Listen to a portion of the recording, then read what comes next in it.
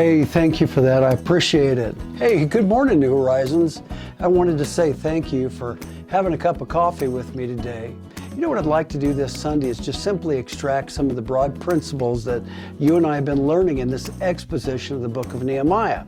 And I want to apply them to our assembly of believers, our church, and what we're going to do to make a difference in the world that we live in. You know, I've noticed that Christians operate from one of two extremes. Some are so heavenly minded that they're no earthly good. Well, they're on their way to heaven, but they're going to mess themselves up along the way. Maybe everybody else too on the way there. They have their Bibles under one arm on Sunday, but they seem to have very little impact on their lives on Monday and on Friday. And other Christians, though, are earthly minded, but they're no heavenly good.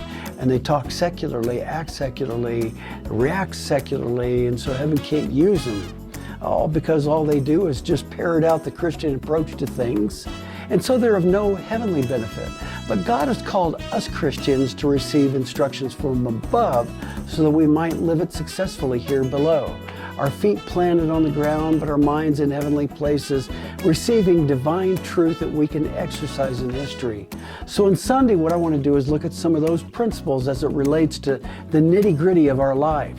And the tragedy, I think, is that individuals and families, societies, communities, and even nations, what we're facing is an absence of moral frame of reference. And when we follow God's direction, we find stability no matter what's going on around us. And God has called us to receive instructions from above so we can live successfully here below. And the book of Nehemiah has given us a powerful reminder that finishing well isn't just about endurance, it's about stewardship with purpose.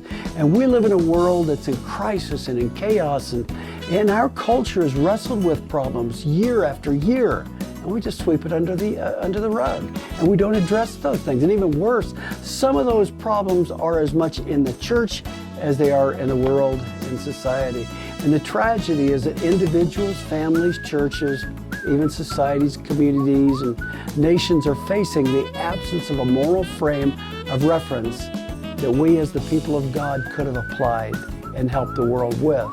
And so we can't fix the problem, and we can never eradicate the problems and the causes. So that's what the book of Nehemiah has been for us.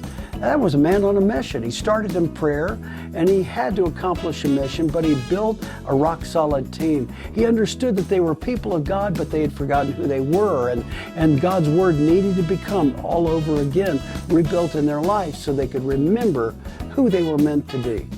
Well, that's what we're going to cover this Sunday. And that's what this year has been for us. It needs to be a time of remembering who we are. You know, a couple of months ago when we started this study, we stated that this year would be a base camp year, a year of getting ready for the next level. Well, let's chat about that on Sunday too, because what God has in store for us in 26 and 27 is going to be amazing. Well, until then, what I want you to do is just have a great Sunday. So I'll tell you what, we'll see you then. God bless.